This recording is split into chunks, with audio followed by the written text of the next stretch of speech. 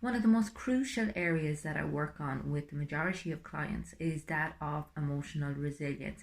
And what that basically involves is the capacity to become more self aware, to recognize your core values and your beliefs, to also have a look at the patterns that you tend to recreate in your life at a very subconscious level, and to find acceptance for yourself, both your strengths and your weaknesses, to be able to look at yourself in a very compassionate manner, and consequently to meet other people in a compassionate way also.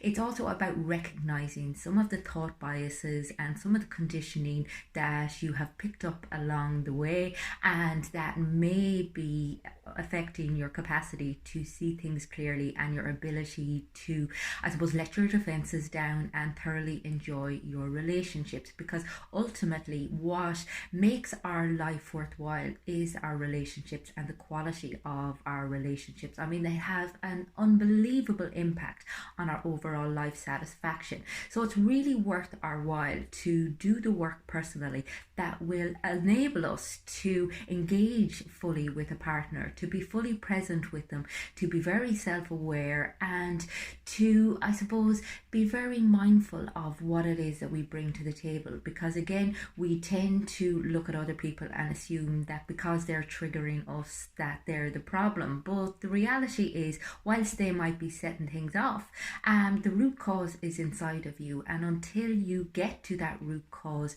then you're always going to find yourself repeating the same patterns over and over again in every new relationship.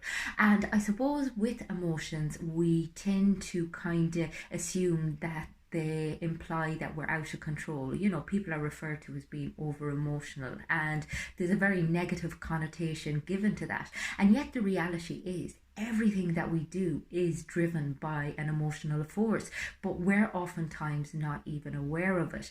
And when we're not aware of it, we're living on autopilot. We're not really in control of our own lives. So the more we're able to tolerate our emotions and recognize them and understand them and find compassion for them and transcend them, the more likely we are to feel autonomous and to feel like we have a level of agency in our life, as opposed to life being something that happens to us and everyone else being the problem.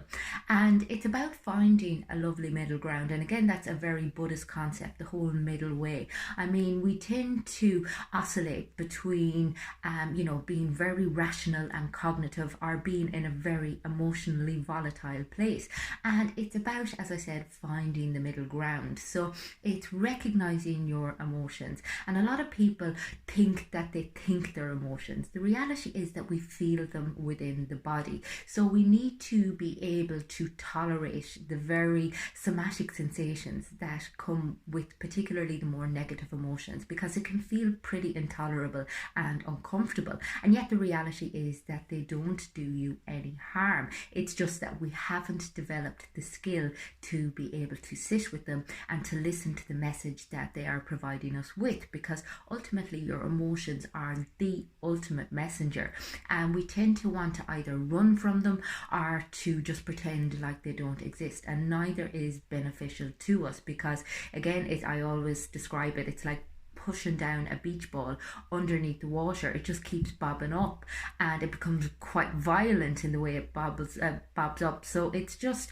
recognizing that we think we're avoiding dealing with our emotions, but they have a tendency to come back and bite us in the ass, whether it be through, physical ailments, or indeed mental illness, or an incapacity to be able to engage with our lives fully. So it's learning to recognize and to name your emotions. And again, we tend to intellectualize a lot of our emotions. We tend to be like, I am such a thing, and we link it into a behavior, or we link it into a thought.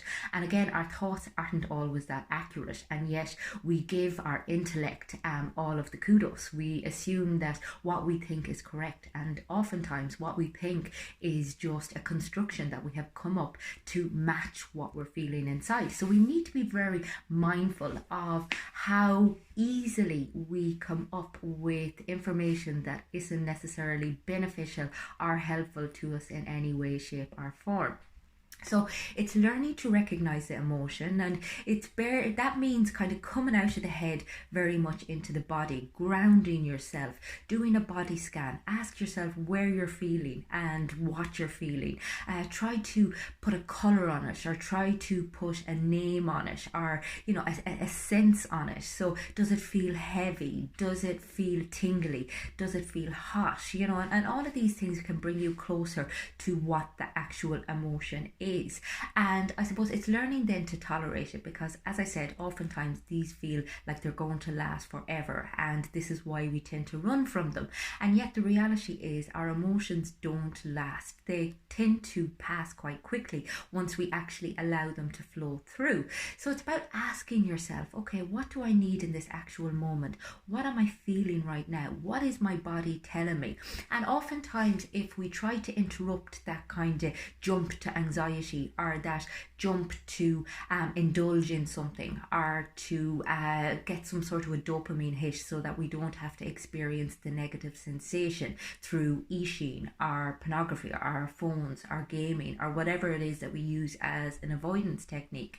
And if we can just tolerate just that little bit longer and be like, okay, what's actually happening here, as opposed to being overwhelmed by the emotion, we can ask ourselves what's going on, what it is that we're afraid of. And oftentimes it's a result of our past experiences and our idea of what is actually going to happen, as opposed to what the reality is.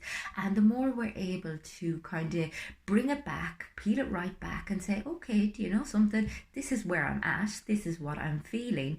And then check in with what your thought process is telling you to do, and ask yourself if that is in alignment with who you want to be as an individual and your purpose and your core values. And I suppose this is something that isn't going to be easy straight away. It takes a hell of a lot of practice. Believe you me, I know. But it is about just creating that little bit of space every time. It's a tiny little millisecond where instead of just being reactive, you learn to be a little bit more introspective and a little bit more self-aware, and then a little bit more responsive, so that you're not always kind of lashing out, or you're not always assuming the worst case scenario or the worst of other people, or that you're to blame. It's we tend to jump to all of these conclusions depending on how we feel about ourselves and how we feel about other people, and they're very seldom beneficial to our relationships or to our own well-being, because again, when we're in a place of defensiveness and bitterness and anger and resentment and anxiety, we're actually damaging our own health. So it's really worth developing this skill just from our own kind of point of view and perspective of being a little bit healthier and feeling that our lives are a nicer place to live, and